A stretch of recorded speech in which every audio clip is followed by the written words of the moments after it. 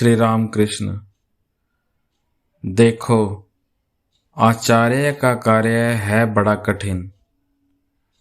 ईश्वर के साक्षात आदेश के बिना लोक शिक्षा दी नहीं जाती। यदि आदेश बिना पाए उपदेश दिया जाए तो लोग सुनेंगे नहीं। उस उपदेश की कोई शक्ति नहीं होती। पहले साधन करके अथवा जिस किसी भी प्रकार से हो ईश्वर को प्राप्त करना चाहिए।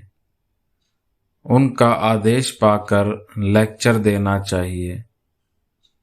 उस देश में एक पुकुर है, नाम हलधर पुकुर। उसके किनारे लोग रोज बाह्य कर दिया करते थे। प्रातः जो घाट पर आते खूब बुरा भला कहकर खूब गड़बड़ किया करते।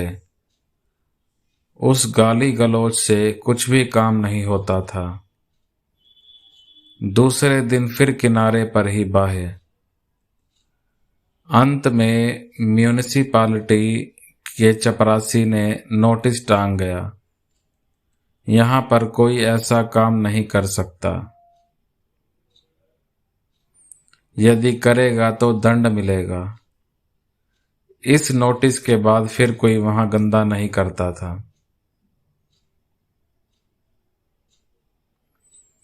उनके आदेश के पश्चात कहीं भी आचार्य बना जा सकता है और लेक्चर दिया जा सकता है।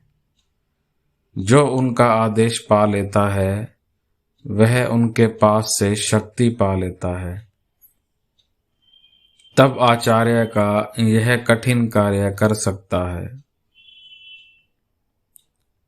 एक बड़े जमींदार के विरुद्ध एक सामान्य प्रजा ने बड़ी अदालत में मुकदमा कर दिया था।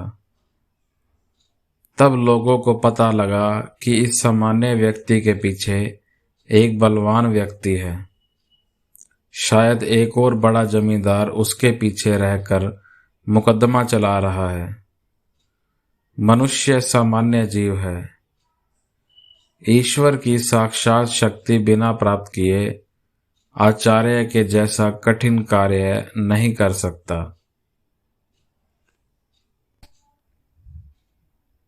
विजय महाशय, ब्रह्म समाज में जो उपदेश आदि होते हैं उनसे क्या लोगों का परित्राण नहीं होता? श्री राम कृष्ण। मनुष्य में क्या सामर्थ्य है कि दूसरे को संसार बंधन से मुक्त करे। जिनकी यह भुवन मोहिनी माया है वे ही माया से मुक्त कर सकते हैं।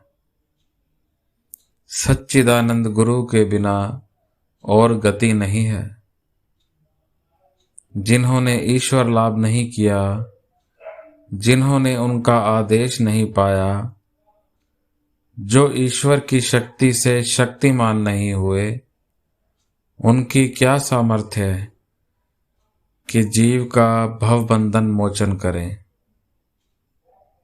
मैं एक दिन पंचवटी के निकट से झाऊ तले में बाह्य जा रहा था। सुना कि एक बड़ा मेंढक खूब पुकार रहा है। पता लगा कि सांप ने पकड़ लिया है। बहुत क्षण पश्चात लौटकर आ रहा था, तब भी देखा कि मेंढक खूब चिल्ला रहा है।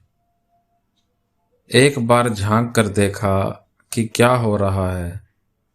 देखा कि एक ढोंढा विष रहित सांप ने मेंढक को पकड़ा हुआ है। छोड़ भी नहीं सकता और निगल भी नहीं सकता।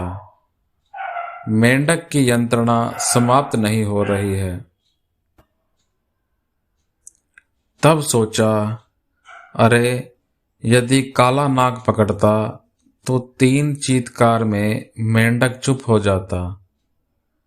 यह एक विष रहित सांप ने पकड़ा है ना, तभी सांप को भी यंत्रणा है और मेंढक को भी यंत्रणा है। यदि सतगुरु हो तो जीव का अहंकार 3 पुकार में ही समाप्त हो जाता है। गुरु कच्चा हो तो गुरु को भी कष्ट और शिष्य को भी कष्ट। शिष्य का अहंकार मोचन नहीं होता और फिर संसार का बंधन नहीं कटता।